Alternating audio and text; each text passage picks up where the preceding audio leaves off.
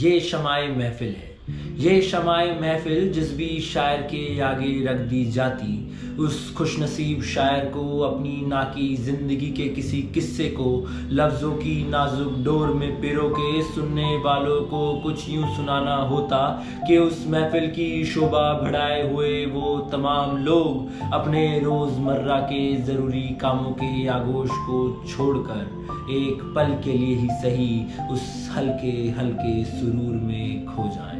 गालिब अपने बारे में कहते हैं कि है और भी दुनिया में सुखनवर बहुत अच्छे, लेकिन कहते हैं कि गालिब का है अंदाज़े बयां और। आज इस महफिल का आगाज करते हुए हम शमाए महफिल रखते हैं उस शायर के आगे जिस शायर ने ना जाने कितने नए शायरों को शायरी के मानी सिखाए हों, शायरी करने का ढंग और अपनी बात को बयां करने का तरीका।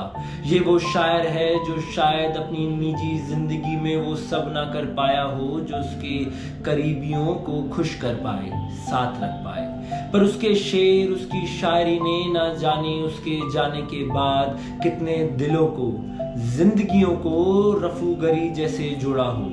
ये वो शायर है जो शायद अपने जीते जी खुद को अच्छा शायर ना कहलवा पाया हो, मगर उसके मरने के बाद उसके शब्दों का जादू लोगों के दिलों पर कुछ यूं सवार हुआ कि जमाने का हर एक नया शायर गालिब हो गया। पूछते हैं वो कि गालिब कौन है, कोई बतलाए कि हम बतलाएं क्या। मैं गालिब नहीं हूँ, मैं शायर भी नहीं हूँ। शायरी की जितनी समझ आप लोगों को है शायद उतनी ही समझ मुझको भी है।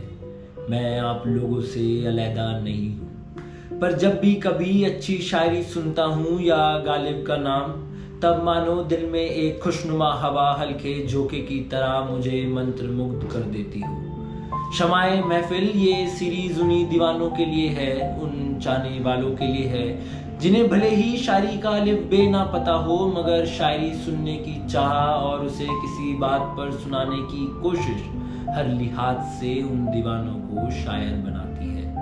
मैं अंदलीब गुलशने ना अफरीदा हूँ, मैं उस चमन का बुलबुल हूँ जो अभी तक पैदा ही नहीं हुआ। मैं यकीन के साथ कह सकता हूँ कि कभी गालिब साहब अगर अपनी इंस्टा बायो लिखते तो ज़रूर अपनी ज़िंदगी की कहानी को 2 लफ्ज़ों में कुछ यूं ही बयां करते। हूँ गर्मी निशाते तसव्वुर से नगमा संज, मैं अंदलीबे ए गुलशने ना आफरीदा हूँ। Inspired by the spring time of imagination I sing, I am the nightingale of the garden that is yet to materialize. अब वो कहानी हसीन है या नाकाम, उस कहानी में कभी ना हारने की जिद है या एक हारे हुए आदमी की नाकाम कोशिश। फिलहाल के लिए ये हम सब सुनने वालों की नज़र और नज़रिए पर छोड़ देते हैं। दिल्ली के ना थे कूचे और आके मुसव्वर थे, जो शक्ल नजर आई तस्वीर नजर आई।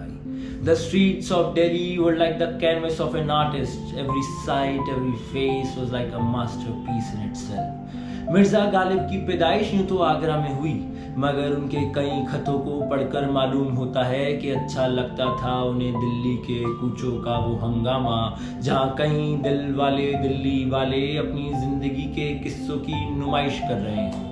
किला चांदनी चौक का जो आखिरी सांसें लेती हुई मुगल सल्तनत के ढलते हुए सूरज का तमाशबीन हो, यमुना के पुल की सैर जहाँ शहर से कुछ दूरी पर अपने से साझा होने की वो कोशिश, वो शोरगुल दिल्ली वालों का। 13 वर्ष की आयु में गालिब दिल्ली में आए, और आए वो यूं के दिल्ली के ही होकर रह गए। I asked my soul, what is Delhi? She replied, the world is the body and Delhi its life. क्या परेशानी हो गई है चलने में?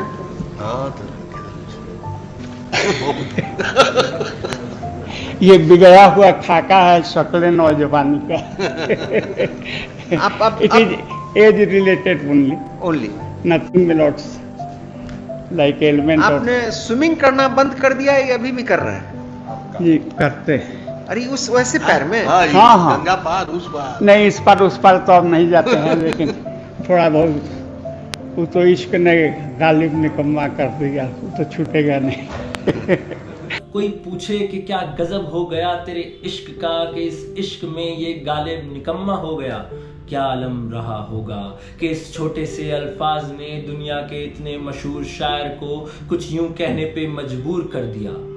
कुछ तो हुआ होगा, किसी ने कहा कुछ जरूर होगा, वरना यूं ही नहीं एक शायर यूं बदनाम हो जाता। इश्क पर जोर नहीं ये वो आतिश है गालिब, के लगाए ना लगे और बुझाए ना बुझे। गालिब ने उस हर चीज से इश्क किया जिस चीज में जिंदगी की खुशनुमा बहार का एहसास हो। भले ही जिंदगी ने इस शायर को कितने ही जख्मों से नवाजा हो, मगर ये शायर उन सब गमों को मानो साकी के गुस्से की तरह एक घूंट में ही पी गया हो। रगों में दौड़ते फिरने के हम नहीं कायल, जो आग ही से न टपका तो फिर वो लहू क्या है। वैसे तो गालिब का ताल्लुक एक बड़े ही रसूखदार खानदान से था। उनके घर में कई लोग ईस्ट इंडिया कंपनी में मुगल सेना में भी भर्ती थे, मगर दिल्ली का ऐसा कोई बनिया ना था जिससे गालिब का उधार का धंधा ना था। खानदानी विरासत हमें वसीयत में धन दौलत तो देती है, पर उसको संजो के रखने का ढंग हमें जिंदगी के तौर तरीकों में रहकर ही सीखना पड़ता है। बदकिस्मती से गालिब इस फन को कभी अपना ना पाए। उन्होंने कहा, हमको उनसे वफा की है उम्मीद जो नहीं जानते वफा क्या है। अमीरी की कब्र पर पनपी हुई गरीबी बड़ी जहरीली होती है, और जब इस गरीबी में साथ कुछ ऐसे लोगों का हो जो दोस्त की वेशभूषा में पैसे आने पर आपकी भाई ऐसे भर लें जैसे एक रात में उनके लिए जीने मरने की वजह सिर्फ आपकी दोस्ती हो, और अगले ही दिन कंगाली पर ऐसे बिछड़ जाएं कि उन कस्मों के मानी कुछ और ही थे। कुछ ऐसा ही नसीब गालिब की दोस्ती का भी था। उन्हें जिंदगी में काफी दोस्तों का साथ तो मिला, पर उनसे वफादारी की उम्मीद में उन्होंने ना जाने अपनी कितनी दौलत को फिजूल में धूल धूल कर दिया। एक दिल्ली के एक शायर ने एक जमाने में कहा था कि हजारों ख्वाहिशें ऐसी हों कि हर ख्वाहिश पे दम निकले, बहुत निकले मेरे अरमान फिर भी कम निकले।